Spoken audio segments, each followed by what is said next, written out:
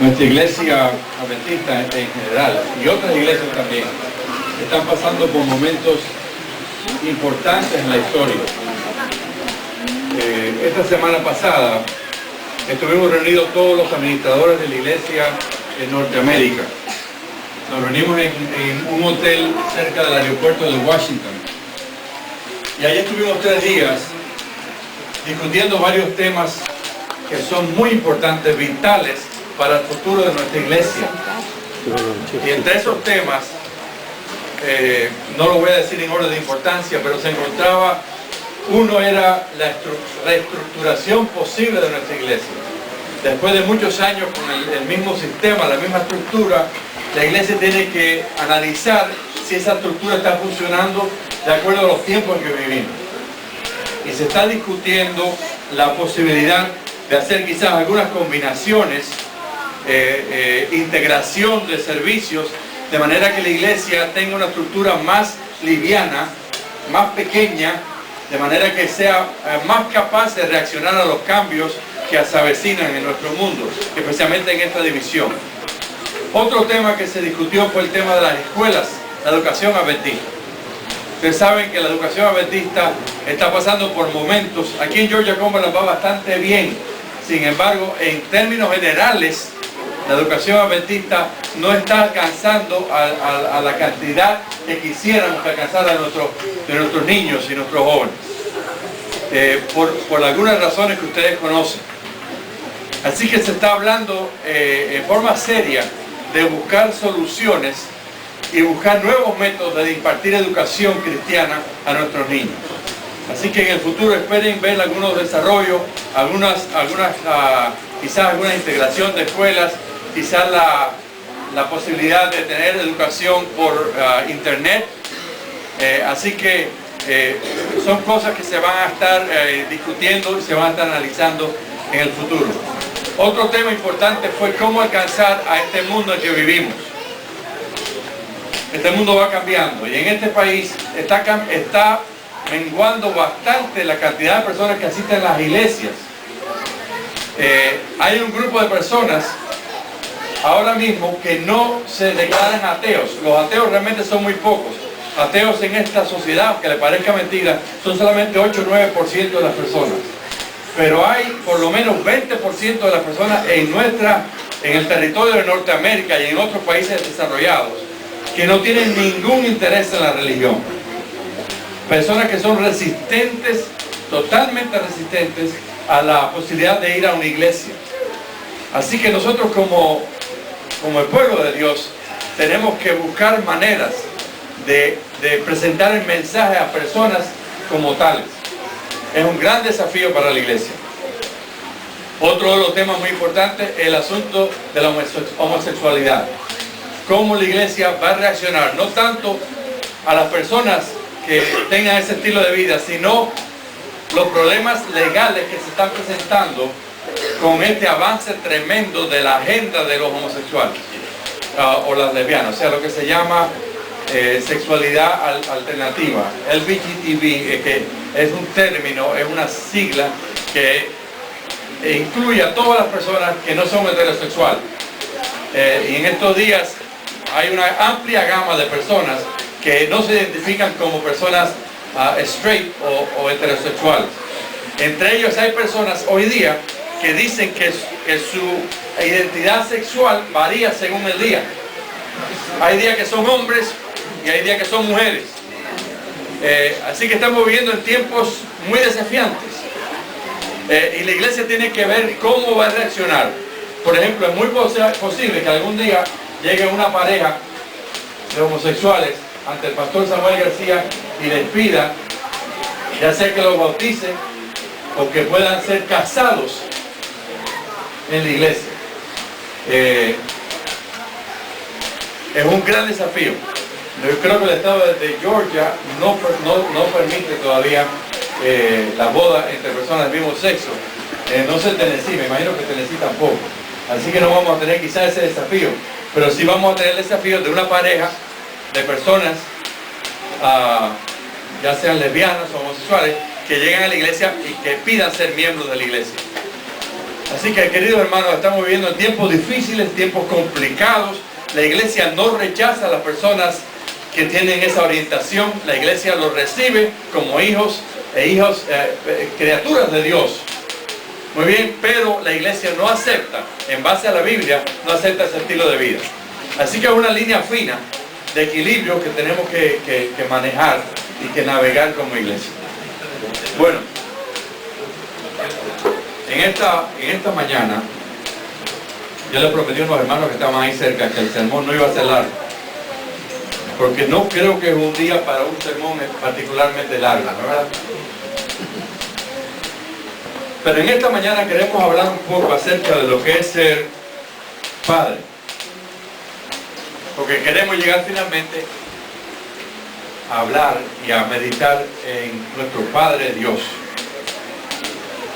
Ahora, el asunto de padres tiene muchas ramificaciones. En la Biblia hay varias menciones y hay varias formas de llegar a este tema. La Biblia, cuando habla del hombre en particular, dice varias cosas acerca del hombre. La idea de hombría en esta sociedad a veces está un poco confundida. A veces se cree que el hombre es aquel que simplemente tiene el género masculino, o es aquel que es fuerte, o es aquel que es capaz de enfrentar las situaciones difíciles de la vida con valor. Pero ser hombre, según la Biblia, es un poco más que eso. Hay un versículo que sugiere que ser hombre tiene otras connotaciones también. En 1 Corintios 16:13 dice: velad, estad firmes en la fe, portaos varonilmente y esforzaos. Así que ven varias facetas de lo que es el hombre.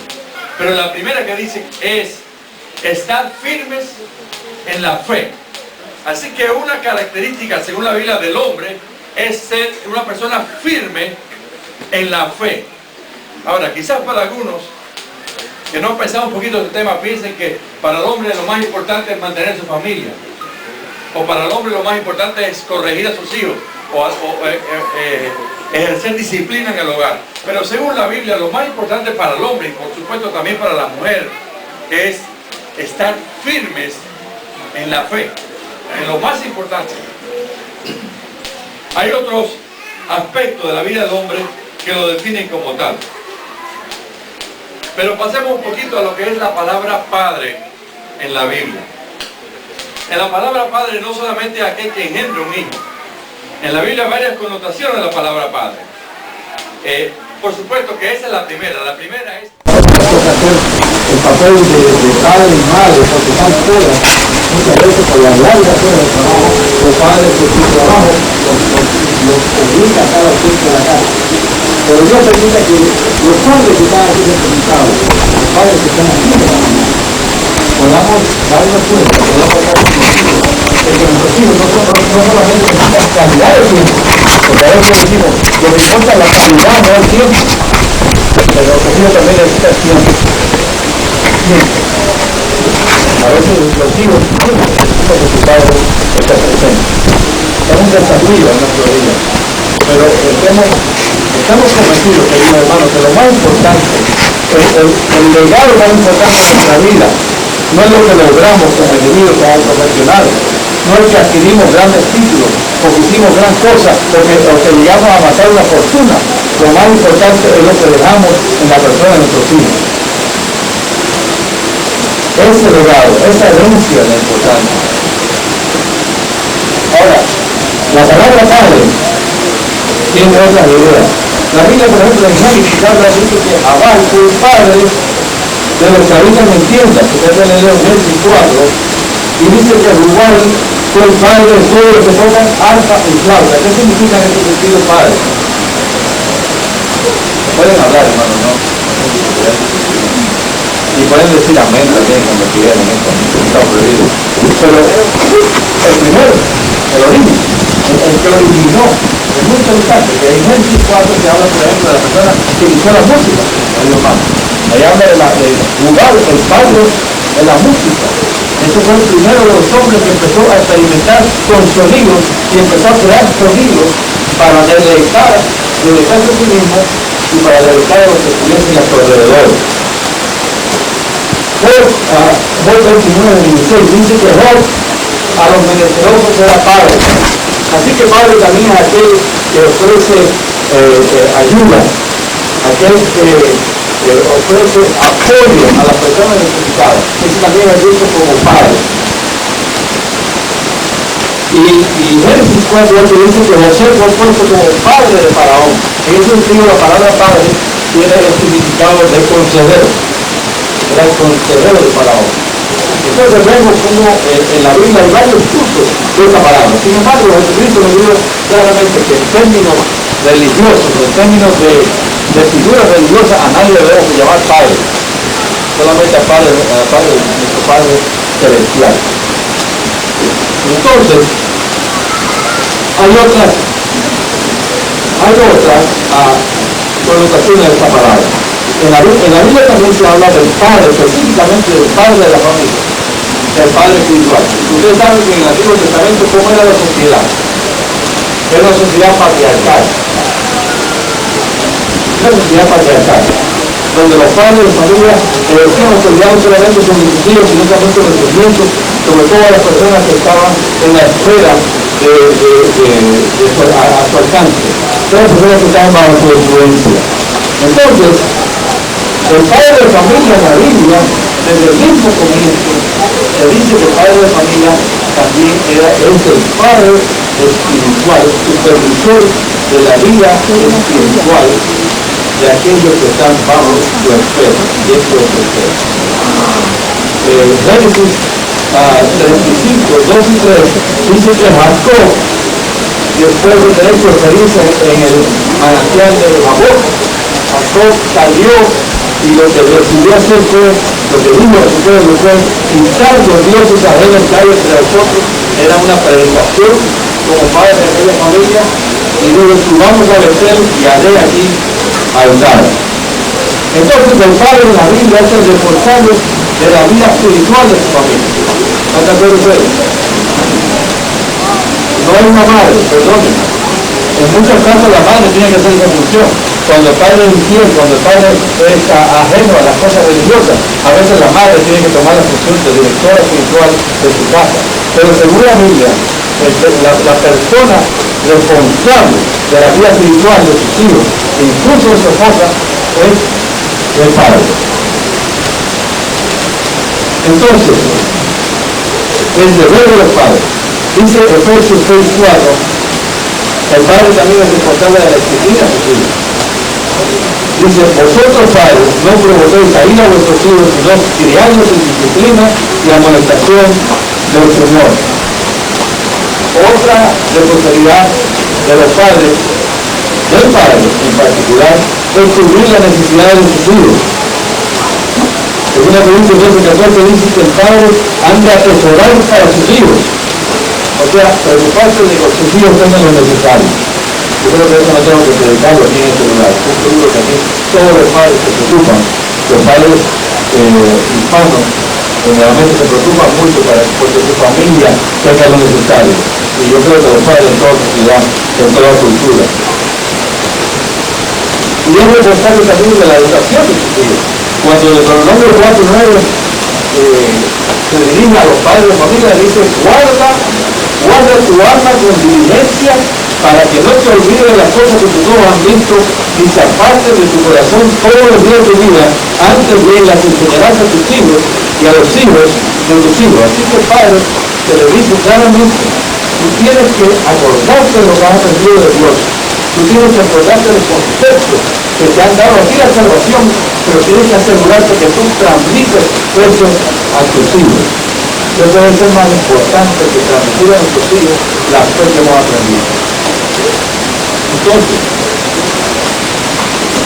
entre los padres y los hijos hay una relación de semejanza. Los hijos se parecen a los padres y las hijas se parecen a las madres. Yo estoy seguro que es bastante fácil identificar a los hijos. A veces los hijos se parecen tanto a los padres que hasta los mismos gestos tienen. ¿No verán que ustedes descubren sus hijos gestos parecidos? A veces las mismas muestras que uno hace.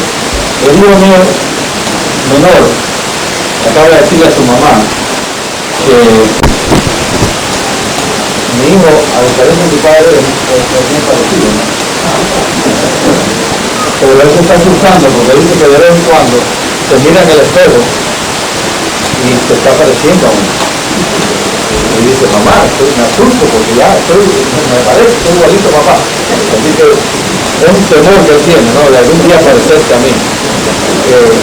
Pero los hijos se parecen a los padres, pero no solamente en lo físico. A veces yo conozco hijos que caminan igual que los padres. Caminan así, al padre camina así, ellos caminan así. Porque exactamente hay algo que aprende. Y a veces esos gestos no tienen nada que ver. Yo leí el caso de un hijo que el padre tiene un defecto en la columna y camina torcido, y el hijo camina torcido igual, pero el hijo no tiene ningún defecto, simplemente que camina igual que el padre.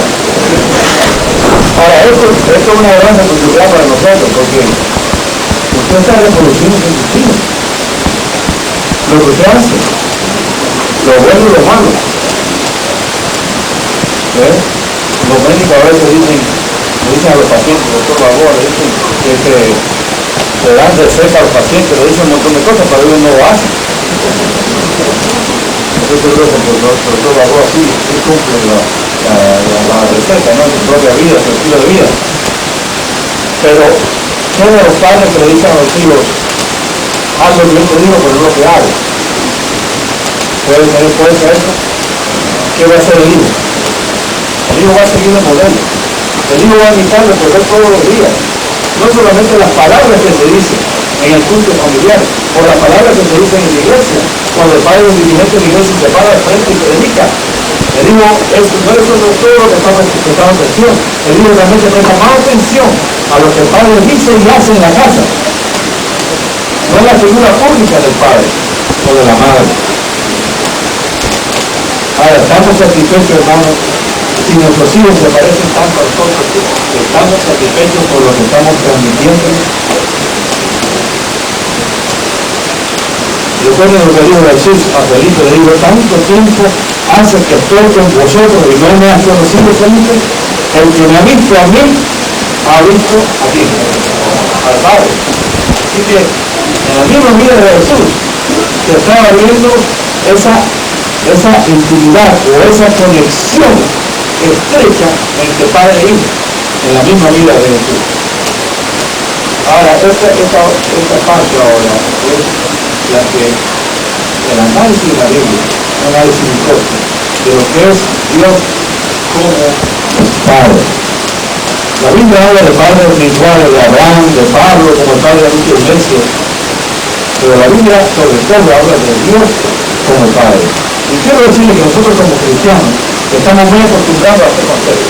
Pero este concepto de Dios como Padre es único de la religión cristiana. Específicamente, la religión judeo-cristiana. Los musulmanes, por ejemplo, no entienden ese concepto. Para el musulmán, la idea de que Dios es un Padre es un error. Es como reducir a Dios a la ser humana. Es como comparar a Dios con un ser humano. Así que las religiones paganas, todas en general, excepto la religión cristiana, no tienen a Dios como Padre. Dios es un ser poderoso, es un ser con mucha autoridad, es un ser capaz de cambiar todas las condiciones sobre Dios, pero nunca lo ven como Padre. Eso es un concepto cristiano, la idea de Dios como nuestro Padre. Ahora, la Biblia le da mucha importancia a este concepto. Primero que nada, se recuerda la oración de Jesús. ¿Cómo nos enseñó a orar Jesús? Padre nuestro que está en los cielos. Esto es un concepto muy importante en la enseñanza de Jesucristo. Dios como nuestro Padre. Primero, Juan, capítulo 1, versículos 2 al 13, dice, mas a todos los que le recibieron, a los que creen en su nombre, esto es muy importante, les dio potestad de ser hechos hijos de Dios, los cuales no son engendrados de sangre y de voluntad de carne, ni de voluntad de varón, sino de Dios. La unidad espiritual que no responde a los lazos teológicos. La Biblia nos está diciendo aquí que Dios, al responder a la invitación de Dios, nosotros llegamos a ser sus hijos. ¿A cuánto están agradecidos a Dios? Porque podemos ser sus hijos. Somos adoptados como sus hijos.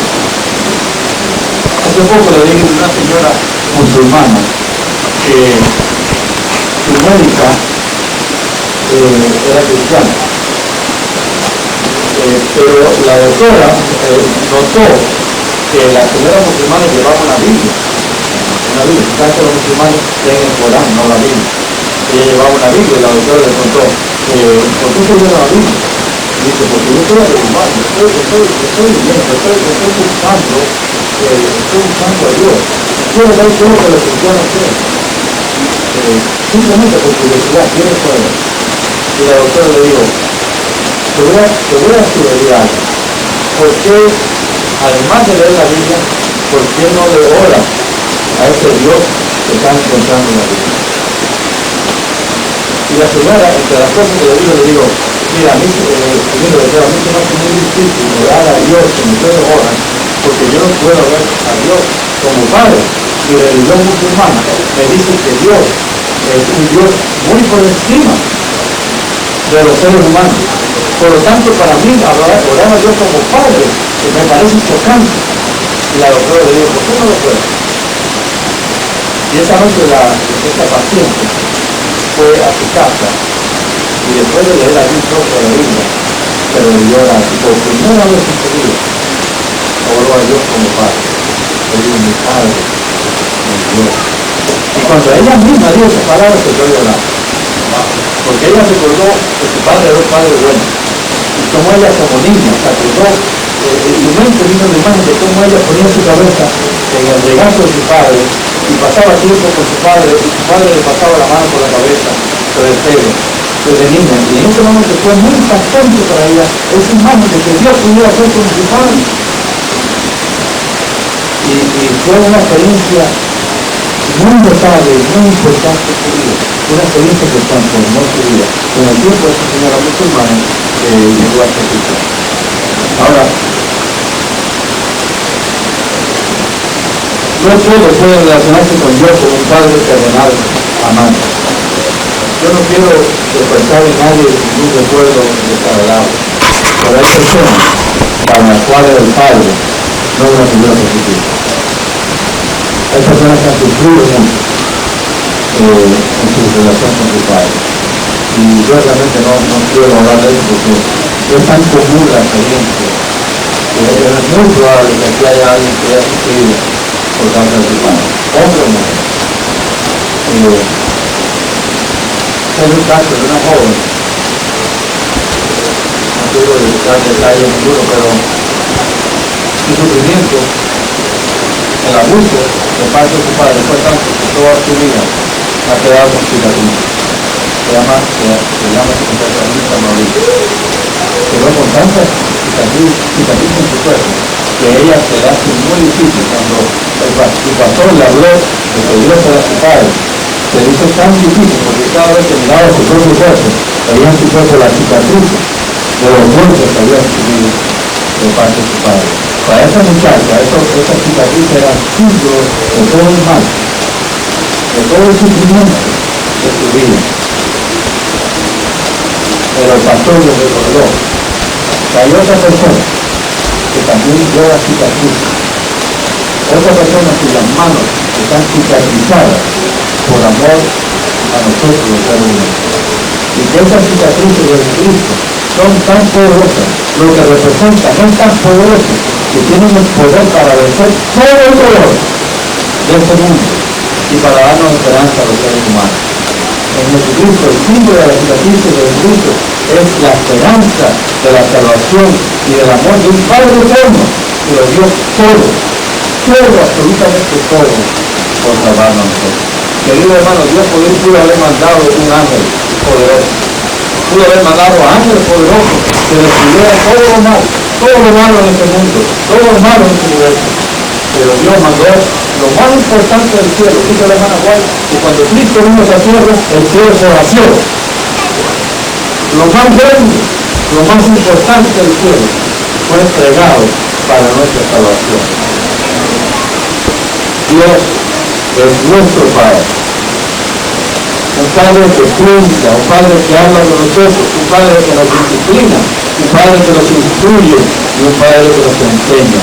Dios es nuestro Padre de amor. Este es el gran concepto de la religión cristiana. Dios es un Padre de amor. No es un Dios lejano, no es un Dios limitado a las esferas celestiales, no es un Dios que contempla a la humanidad como meros objetos, sino que es un Padre de amor. La Biblia dice, Dios es su cosa, amor. Amor. Amor, ese es el gran mensaje. El Señor va a ir solamente el último mensaje de salvación hacia el mundo es el mensaje de que Dios es amor. Después viene el capítulo 5, no recuerdo la página. El último mensaje de salvación para hacer a su mundo es la verdad de que Dios es un Dios de amor. Y es algo que necesitamos siempre recordar, a pesar de los problemas, a pesar de las condiciones, a pesar de los grandes dolores y las grandes penurias de este mundo, de la vida en este mundo. Dios es un Dios de amor. Un Dios que está esperando con ansias el momento de regresar a este mundo y cambiar todas las cosas, convertir todo en algo nuevo, en algo hermoso, en algo maravilloso para sus hijos. A veces los hijos abandonan el hogar paterno.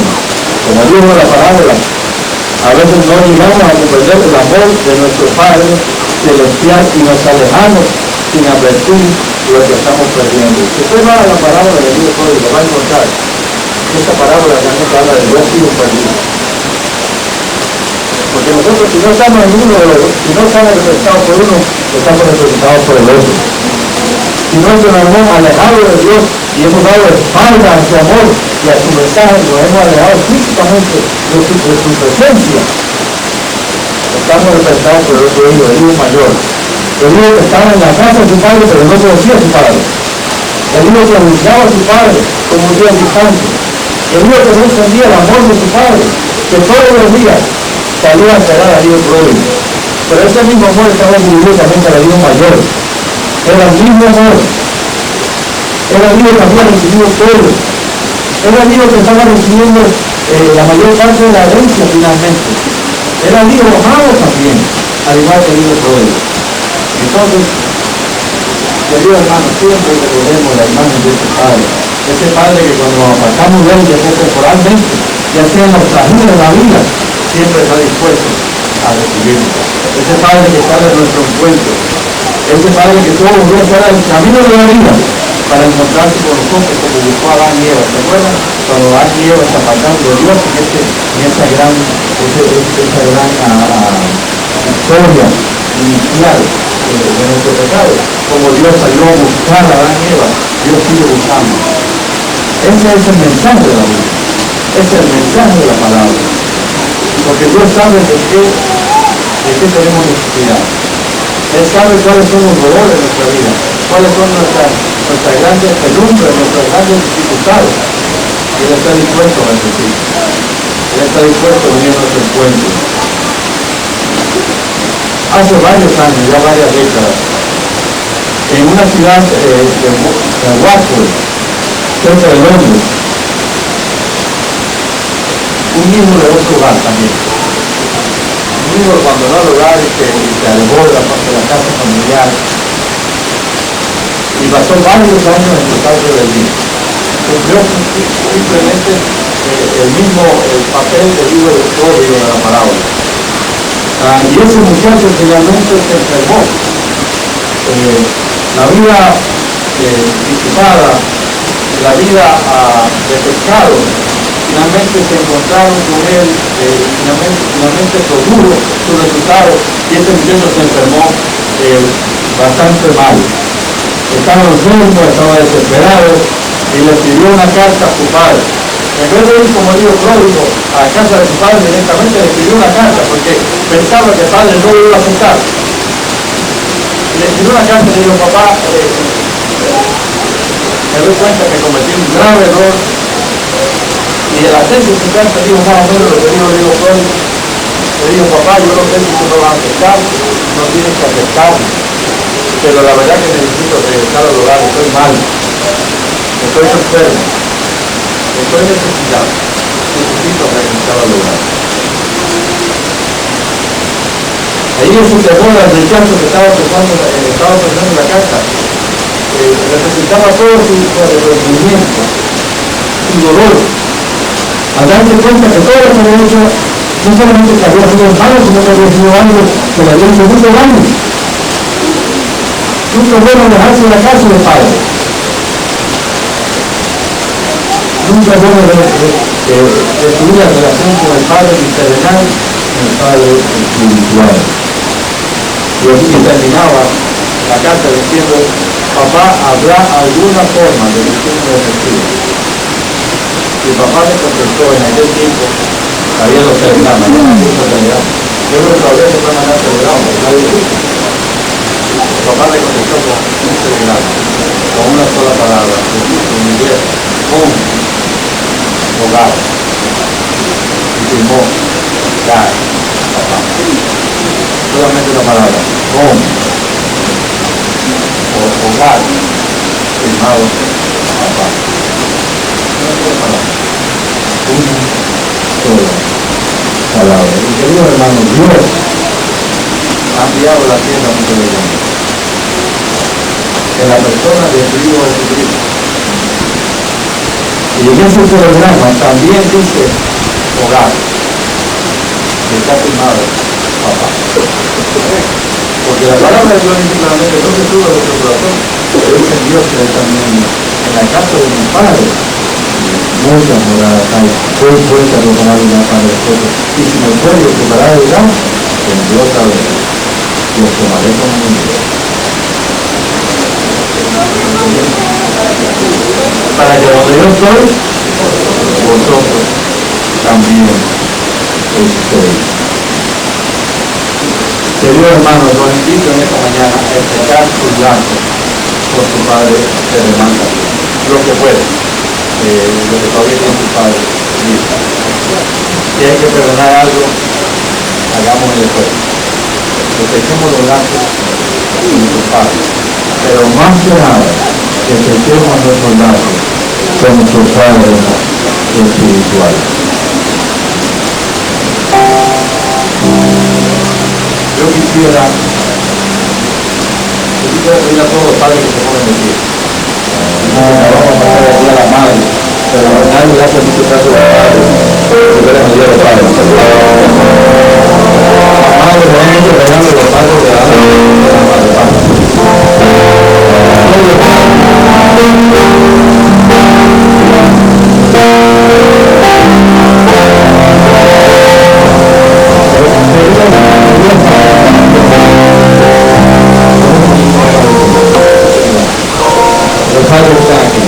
¿Cuántos de ustedes quieren reconsiderar su vida aquí? ¿Cómo padre? Para que no pueda trabajar la misma padre. ¿Cuántos de ustedes van a apoyar a su padre o a su esposo para que ellos puedan reconsiderar su vida? Yo les voy a pedir que así como están. Oremos. Yo voy a orar en especial por los padres de la familia, pero también por las madres. Y que así como estamos, vamos a orar. Y si alguno de ustedes tiene una necesidad social en su corazón, levanta su mano al cielo. Dios lo va a ver. No, los demás no tenemos que verlo, pero Dios lo va a ver. Aquí vamos a orar. Amado de Dios, Padre nuestro, estamos aquí en un lugar hermoso. Pero aún en un lugar hermoso tenemos necesidades en nuestro corazón. Aún en la compañía de otros hermanos y hermanas, hijos suyos, en nuestro corazón hay una necesidad que no mengua de ti. Tenemos necesidad de tu presencia. Tenemos necesidad de tu poder. Tenemos necesidad de tu fuerza. Y querido Dios, en esta mañana Yo te quiero rogar que bendigan el pueblo muy especial del Padre de tu iglesia, de tu iglesia aquí representada, el Padre de familia. Te quiero rogar que Dios que tú a cada padre dé fuerza, pero no solamente para sostener tu familia, sustentar tu familia, sino fuerza para mantenerse firme en la fe. Que todos los padres aquí podamos mantenernos firmes hasta el día de tu regreso.